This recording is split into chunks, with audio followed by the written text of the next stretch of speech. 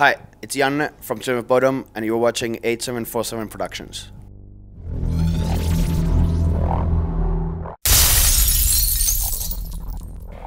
What's up, everybody? It's Big Bryan here, 8747 Productions. We're back in Salt Lake City again with Janne from Children of Bodom. It's been a little while since we see you, but thanks for coming back through. Last year we kind of got missed in the tour routing with you guys, but good to have you back. Yeah, thanks.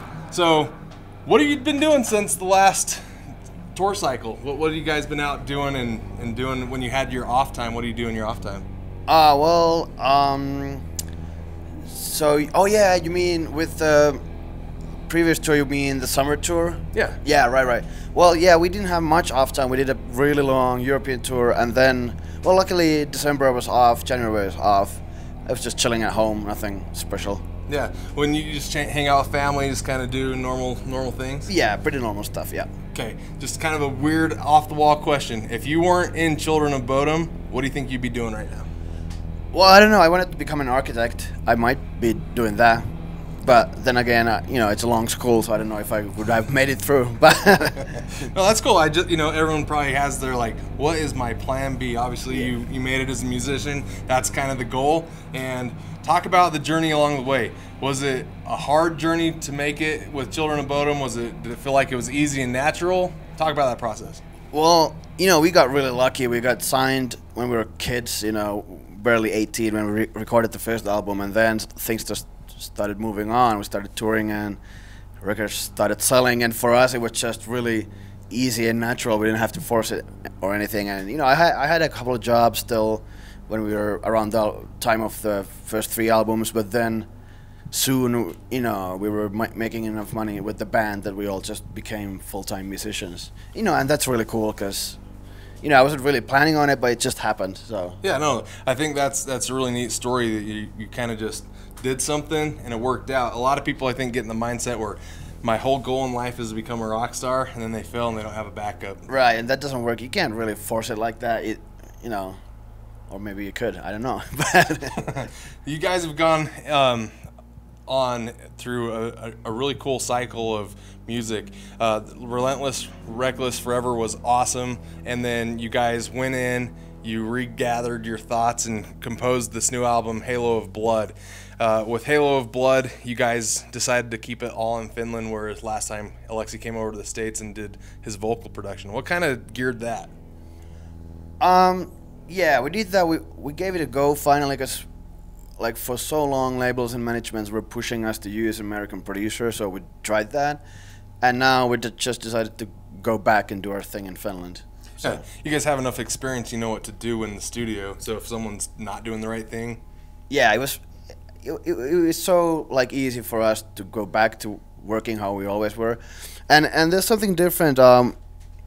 Recently we built this floating room, fully sound insulated floating room in our rehearsal space, and we used that to record. So we only used the real studio to record the drums, and we could do everything else at our rehearsal place, which saves a lot of money, and it's built to so high standards that it's almost like being in a real studio. So cool. So you did the drums in a separate studio, but did all of your instrumental tracking back at the studio. You said that saved money. What kind of a budget constraints do you guys have when you go into the studio? Well, we didn't. A couple of years ago we had a lot of money to use on the recording, so we didn't have to worry about it at all. But how music business is nowadays, everything is shit and albums don't sell at all. So nowadays we have to think about the budget a little bit. Right. So when you consider the budget, you consider album sales and stuff. A lot of people don't realize that it's the touring cycle that keeps you guys basically in business. Pretty much, yeah, nowadays. Yeah, so from 7-10 years ago, how much more emphasis do you have to put in, making sure that people know that you're on tour? A lot more, because like I said, the royalties, the album sales, that just doesn't. It's gone down so massively that it's pretty much non-existent. So yeah. So what are your thoughts as an artist on things like Spotify and Pandora, where they're not paying royalties? I don't know, man. The whole music business is so shit right now. That's something. I don't know why the record labels are still holding on to the CD, because nobody's not buying the CD anymore. Right. So something has to happen, but I really don't know what. You don't know what? No. So, speaking of CD, I bought the CD because I like supporting musicians. This is Halo of Blood. It's an awesome record. Now, you, obviously, you record yourself because it makes sense to. You know, but what do you do between like every time you record to find like new shaping of sounds, new sounds, all that stuff? Well, I finally, like, I've only used physical like keyboard modules so far. I have not gone into the software stuff at all with Bodom.